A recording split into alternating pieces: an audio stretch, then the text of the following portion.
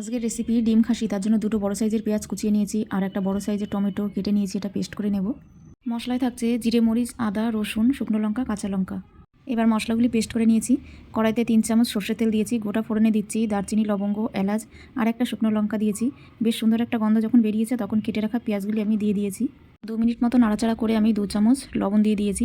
লবণ দিয়ে আমি আরও 5 মিনিট নাড়াচাড়া করে পেঁয়াজটা আমি এইভাবে লাল করে ভেজে নিয়েছি। এবার 1 চামচ রসুন বাটা দিয়েছি। রসুন বাটা দিয়ে 2 মিনিট নাড়াচাড়া করে নিচ্ছি যাতে রসুনের কাঁচা গন্ধটা চলে যায়। এবার দিয়ে দিচ্ছি 2 চামচ আদা বাটা। আদা বাটা দিয়ে 2 মিনিট নাড়াচাড়া করে নেব। এটারও যখন কাঁচা গন্ধ চলে যাবে তখন আমি লঙ্কা বাটা দিয়ে আরও 2 মিনিট নাড়াচাড়া করে নিচ্ছি। এরও কাঁচা গন্ধটা যখন চলে যাবে তখন দিয়ে দিচ্ছি জিরে আর মরিচ বাটা। জিরে মরিচ বাটা দিয়ে আমি আরও 10 মিনিট মতো এইভাবে নাড়াচাড়া করে নিচ্ছি। এবার 1 চামচ হলুদ দিয়ে নিলাম। হলুদ দিয়ে নাড়াচাড়া করার পর আমি টমেটো পেস্ট করে রেখেছিলাম, সেই টমেটো পেস্ট দিয়ে 5 মিনিট নাড়াচাড়া করে নিচ্ছি।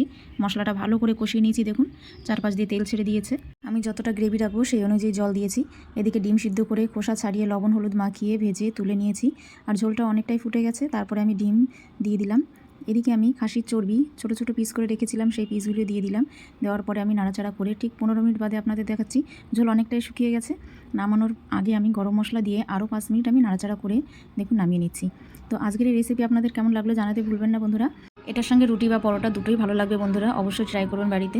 আজ তাহলে এই পর্যন্ত বন্ধুরা, দেখা হচ্ছে আবারও নতুন আরেকটি সুন্দর ভিডিওর সঙ্গে। ততক্ষণ সুস্থ থাকবেন, ভালো থাকবেন।